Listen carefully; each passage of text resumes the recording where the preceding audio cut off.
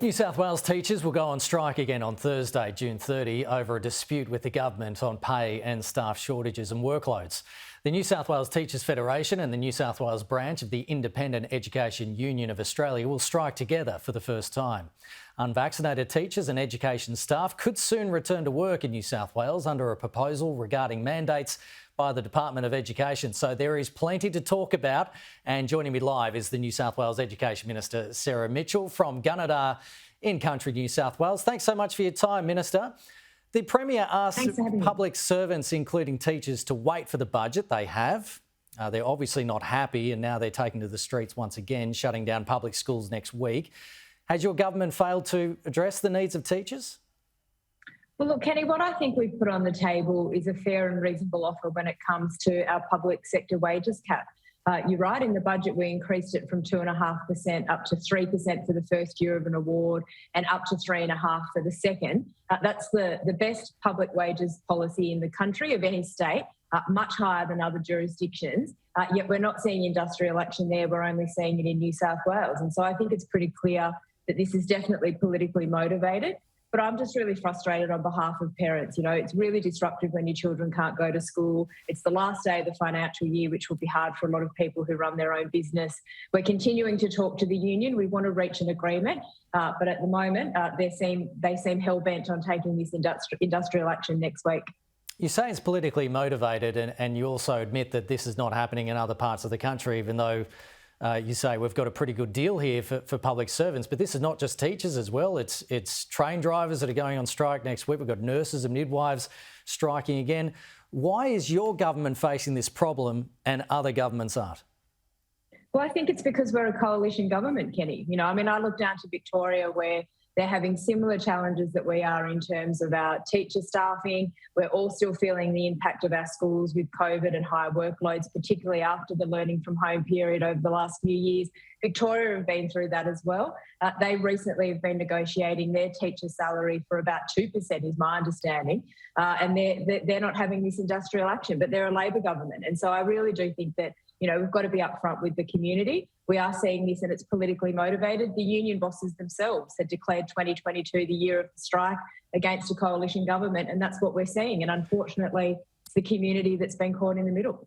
So I'm guessing the door is closed for any movement on further negotiations in pay may be halted until the election next year. Is that right? Oh, well, look, we'll keep talking with the Federation. You know, I met with them last week. I've met with them this week. We continue to want to reach an outcome, and particularly looking at things around teacher workload. You know, we've got targets in place to have a 20% reduction in red tape and admin for teachers by the end of this year. We do want to do some work in that space. We've got a $125 million teacher supply strategy that we're rolling out to help improve, particularly in some communities where we know it's hard to get teachers. So we continue to want to negotiate in good faith. We're still talking. And that's why I think next week's decision to strike is really disappointing, because we're definitely still in conversation. We're trying to find something that we can land, that we could all agree on, and we're continuing those talks. So really next week's strike does nothing other than to disrupt families and kids who, frankly, after the couple of years they've had, don't need another day out of the classroom. The Department of Education is moving to remove vaccine mandates for the majority of education staff, including teachers. It said more than 1,000 people, correct me if I'm wrong, but that chose to leave the profession because of the mandates.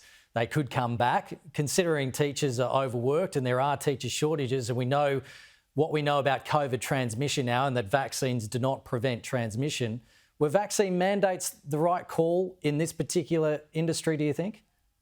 Yeah, I think they certainly were, and particularly at the time that they were brought in. You know that the advice from New South Wales Health has always been that vaccines are effective and has been recommending people get vaccinated, and I think it was the right decision. But now, of course, we've gone and done that risk-based assessment in line with what the Premier and the Health Minister said that all public sector areas should do.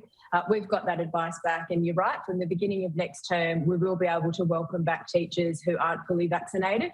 The only exception will be any staff who work in any of our schools for kids with additional needs or our support units, just because of the higher complexities and potential risks to those children. They will still need to be vaccinated. So I think where we've landed is sensible. It's in line with where we're at in terms of living with the pandemic.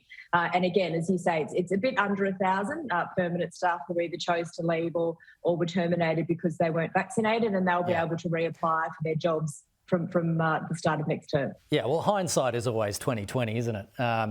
And do you have any indication as to whether the majority of those teachers will come back now that they've been off, or do you think that they've moved on into other things and won't come back? Well, look, that's a matter for them. I mean, we do obviously offer that opportunity. I've certainly had correspondence through colleagues and people who have written to me directly too, indicating that if the vaccine mandate was lifted, they'd be keen to come back. So I'm sure that some of those teachers will. And I think that given that we're now at a point where we've got that risk-based assessment, we're at this point in the pandemic that we don't have to have the mandatory vaccines anymore, then I do think that that's the right call for where we are now. And as you say, it's a few hundred teachers. If they want to come back, that would be great, and I'm sure many of them will. The Premier and Treasurer this week assured the public the appointment of John Barraro to the New York Trade Commissioner role, $500,000 role he created, followed the correct procedures. Do you back those claims?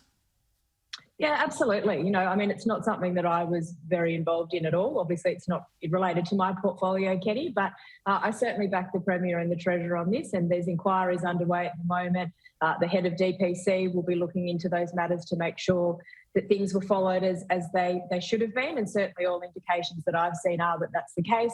The upper house that I'm a member of will be having their inquiry starting next week as well. But any information that I've seen certainly indicates that appointment was above board. You know, John's had a lot of experience prior to becoming a member of Parliament with his own business and international dealings. And if he was the best candidate for the job, that's what the process will clearly show. So you believe nothing stinks here? Should a minister ever get a job that they created? Well, I think given the circumstances, you know, he has applied for that job as a private citizen, is my understanding. He was selected as the best candidate through an independent process. You know, I understand that the public perception of that might make people ask questions, but that's what inquiries are for. That's why the upper house will look into these matters. And indeed, the Premier himself has indicated that he'll have his secretary of his department make sure and investigate or review that matter himself as well. And so I think that will give the public the reassurance that they need. But like I said, anything that I'm aware of is that it has all been conducted properly and appropriately, and John was picked as the candidate for that job through an independent process. Minister, you have been extremely gracious with your time today. I really appreciate you coming on Weekend Live. Thank you. Thanks, Kenny.